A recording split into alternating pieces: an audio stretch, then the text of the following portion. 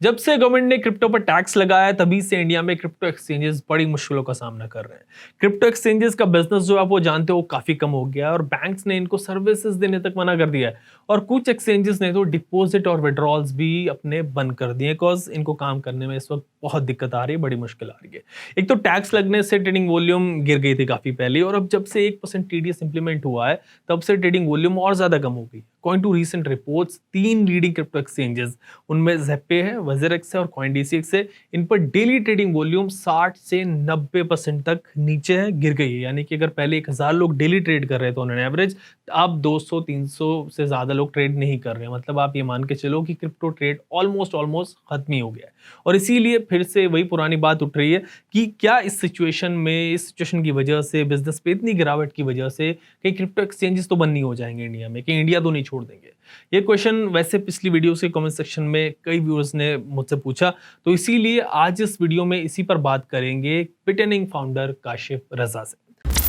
Hi Kashif, welcome to uncut. आपसे आज जो सवाल करना है वो क्रिप्टो एक्सचेंजेस के बारे में, क्रिप्टो एक्सचेंजेस से ही पूरी तरह रिलेटेड है।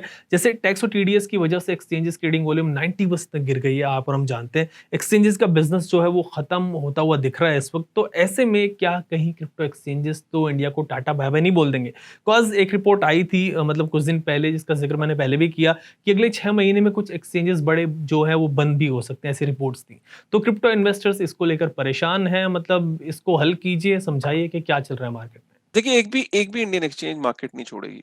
मैं आपको आज बता दूं, इंडियन एक्सचेंजेस वेल फंडेड है, यूनिकॉर्न्स है। कॉइन डीसीएक्स यूनिकॉर्न है, कॉइन स्विच कुबेर यूनिकॉर्न है, वजीर एक्स बाइनेंस की कंपनी है, वेल फंडेड है।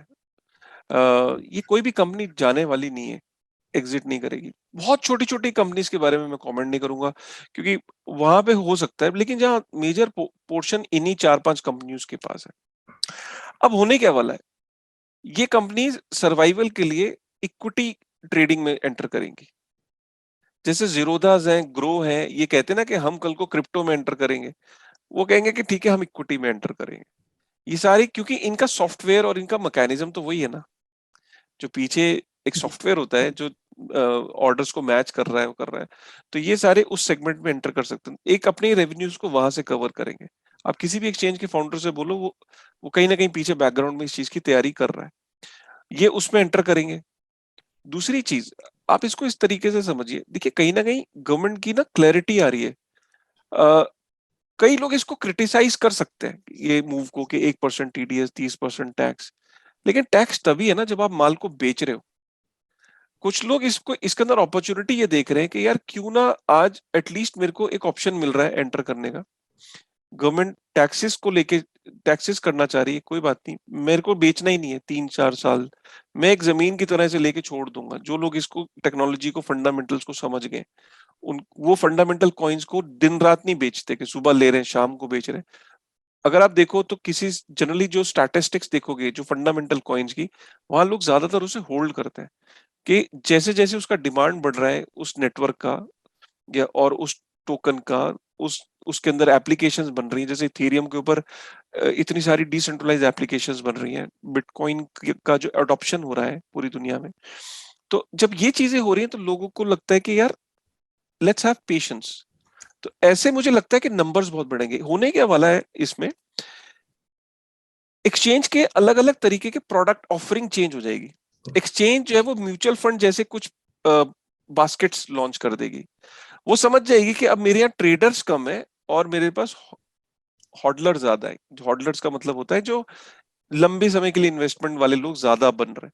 तो क्यों ना मैं उनको एक बास्केट्स बना के ऑफर करूं, ये वाली बास्केट ले लो, मेटावर्स की ले लो, बिटकॉइन और इथेरियम की बास्केट ले लो। एक सेफर बास्केट है, एक थोड़ी रिस्की बास्केट है, एक थोड़ी सी मीडियोकर, मीडियम रेंज वाला रिस्क है। ऐसी बास्केट्स आ जाएंगी। और आप देखोगे ये काफी सारी एक्सचेंजेस इक्विटी में भी जाएंगी। एक्सचेंजेस की इनकम ड्रॉप होगी क्योंकि ट्रेडिंग से इनकम आती थी, उसको कवर करने के लिए ये बाकी चीजें अपनाएंगे। एक्सचेंजेस पे the number of users are not going to drop, ये मेरी गट फीलिंग है। क्योंकि जो न्यू यूजर है, जो नया बंदा है, वो बाहर से इंडस्ट्री को जो देख रहा है, जो आना चाहता है, जो जो चाहता था कि एक दिन गवर्नमेंट की क्लैरिटी आएगी मैं तभी आऊंगा, उन लोगों को ये अपॉर्चुनिटी लगेगी कि यार अच्छा, अब गवर्नमेंट ने टैक्सेस वगैरह लेना शुरू कर दे, कहीं ना कहीं गवर्नमेंट ने नोटिफिकेशंस निकाल रही है, तो इसका मतलब अब मैं ये बेट ले सकता हूँ, अब मैं ये चांस ले सकता हूँ, क्योंकि गवर्नमेंट ने अब इसको ये नहीं बोला कि बैन कर दिया, गवर्नमेंट बोल रही है मैं टैक्सेस ले रहा हूँ। टैक्सेस ले देने से ये चीज प्रूव नहीं होती, गवर्नमेंट इसको लीगल कर देगी, थोड़ा सा मैं ये भी बता दूं, लेकिन लाइकली लग रहा है, परसेप्शन बिल्ड हो जाती है किसी चीज की, जनता में लगने लगता है कि अच्छा यार गवर्नमेंट ना थोड़ा सा अपना रवैया जो है वो सॉफ्ट कर रही है। ठीक है, टैक्सेशन वाला पार्ट थोड़ा ज्यादा है, लेकिन चलो मेरे को तो उससे फर्क नहीं पड़ता, मेरे को बेचना ही नहीं है, मेरे को एसआईपी की तरह हर महीने इसके अंदर थोड़ा थोड़ा थोड़ा डालता रहूंगा, और मैं इसको देखता हूँ, हो सकता है गवर्नमेंट का 3-4 साल बाद मूड चेंज हो जाए, जब मैं बेचने का नंबर आएगा तब हो सकता है टैक्स कम हो जाए। तो इस तरीके से ज्यादा लोग बढ़ेंगे, लेकिन इन चीजों से एक्सचेंजेस की इनकम नहीं होती। तो एक्सचेंजेस क्या करेंगे, अपने आप को डाइवर्सिफाई करेंगी। कोई एनएफटी की मार्केट प्लेस लॉन्च करेगा, कोई कोई क्या करेगा, अपने जो उसके पास यूनिकॉर्न है तो उसके पास फंडिंग पड़ी है तो वो वेब3 के प्रोजेक्ट्स में इन्वेस्ट करेगा, कोई कुछ अलग तरीके से कुछ करेगा। तो ये आप देखोगे कि काफी डाइवर्सिफाई करेंगे एक्सचेंजेस। काशिफ, कुछ एक्सचेंजेस विड्रॉल अलाउ नहीं कर रहे हैं, इसको लेकर भी क्रिप्टो इन्वेस्टर्स मतलब परेशान है यार, इनके सर दर्द हो गया है। ये विड्रॉल्स क्यों बंद किए गए हैं और कब तक ये ऐसे ही चलेगा, जरा ये भी बताएं। बैंकिंग सर्विसेज चाहिए, तो जब वो बैंक जैसे कोटक महिंद्रा बैंक है, आप उसके पास जाओ तो कोटक महिंद्रा बैंक सीधा कहता है कि आप विड्रॉल बंद कर दो, मतलब आपके यहाँ से कोई विड्रॉ ना कर सके, बिकॉज विड्रॉ बंद कर दिया तो मनी लॉन्ड्रिंग के इश्यूज खत्म हो गए ना। अगर आप अपने क्रिप्टो को वहां से विड्रॉ नहीं कर सकते तो विड्रॉ की मनी लॉन्ड्रिंग और बाकी जो इश्यूज हैं गवर्नमेंट को, वो यही तो है कि क्रिप्टो को कोई भी विड्रॉ करके कहीं भी ले जा सकता है। जब एक्सचेंजेस ने वो बंद कर दिया, अब वहां पे सिर्फ बाय सेल हो रहा है और इसी एक्सचेंज पे क्रिप्टो पड़ा है। तो बैंकिंग सर्विसेज चालू रखने के लिए अगर आप ये कंडीशन मीट आउट करने के लिए तैयार है तो आपको बैंकिंग सर्विसेज मिल रही हैं, आप नहीं तैयार हो तो बैंकिंग सर्विसेज नहीं मिलेंगी। तो ये एक तरीका है। दूसरा, कहीं ना कहीं जो मैंने आपको बोला कि एक्सचेंजेस यूनिकॉर्न्स हो गए, अगर आप इन्वेस्टर हो, सपोज आप ही अगर किसी प्रोजेक्ट में इन्वेस्ट करोगे तो आप उसके फाउंडर को पहले दिन ये बोलोगे, देख गलत काम नहीं करना यार, मेरे पैसे बहुत लग गए तेरे ऊपर, प्लीज गलत काम नहीं करना। तो आप उसको बार बार कंप्लायंट होने के लिए उसको पुश करते हो। जब ये सब चीजें प्रेशर बनता है किसी एक्सचेंज पे, तो ये भी धीरे धीरे उनको, जैसे दोनों यूनिकॉर्न्स हैं, कॉइनस्विच को मैंने तो आज तक विड्रॉल नहीं करा, अब कॉइन डीसीएक्स का भी सुनने में आ रहा है, they are getting more compliant. WazirX Binance की एक्सचेंज है, वहां पे अभी आपको नहीं देखने को मिल रहा है, वहां पे आज भी आप विड्रॉ कर सकते हो, और एक दो एक्सचेंजेस है वहां पे भी अभी आप कर सकते हो, और जेप पे आई थिंक वहां पे भी क्रिप्टो विड्रॉल पॉसिबल। तो अगर इंडिया में 6 मेजर एक्सचेंजेस हैं तो 50% के यहाँ पे विड्रॉल अब बंद हो जाएगा। जो रिमेनिंग 50% है उस पे आज नहीं तो कल प्रेशर बनेगा, क्योंकि अल्टीमेटली मैंने आपको बोला ना, कंप्लायंट होना पड़ेगा एक्सचेंजेस को फ्यूचर में। Fine, so you mean to say कि जो सब प्रॉब्लम आ रही है क्रिप्टो एक्सचेंजेस को, वो सॉल्व हो जाएगी, एक्सचेंजेस अपने बिजनेस को डाइवर्सिफाई करेंगे, जो बड़े क्रिप्टो एक्सचेंजेस है दे आर है टू स्टे, वो कहीं नहीं जाएंगे, बट जो छोटे एक्सचेंजेस है उनको प्रॉब्लम आ सकती है, उनके साथ इशू आ सकते हैं। वैसे काशिफ, क्रिप्टो इन्वेस्टर की एक और प्रॉब्लम है, उसको भी सॉल्व करें। लोगों में ये कंफ्यूजन है आजकल कि वो क्रिप्टो पर टैक्स को कैसे कैलकुलेट करेंगे। जो सेल रिकॉर्ड एक आम इन्वेस्टर मानिए उसको कैसे मेंटेन करेगा सेल रिकॉर्ड को, सपोज साल में 50 बार किसने सेल किया, तो वो एक आम इन्वेस्टर कैसे मेंटेन करेगा, कैसे ट्रैक करेगा, जरा ये समझा। देखिए, मेरी जहां तक इन्फॉर्मेशन और नॉलेज है, टैक्स तो हमेशा इंडिविजुअल की क्योंकि टैक्स यहाँ पे आपका फ्लैट है कि आपकी जो क्रिप्टो की इनकम है, राइट, उस पे आपका फ्लैट 30% टैक्स है।